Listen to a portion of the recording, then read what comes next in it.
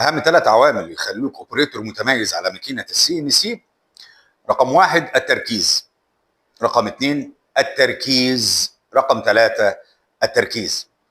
ما تسمحش لاي شيء يخليك متشتت عن الماكينه، لازم تبقى عينيك عليها، ودنك معاها، كل احساسك جوه المكنه. على فكره المكن بيحس، فحس بيه احسن. بعيون خبير، مصباح سي ان سي.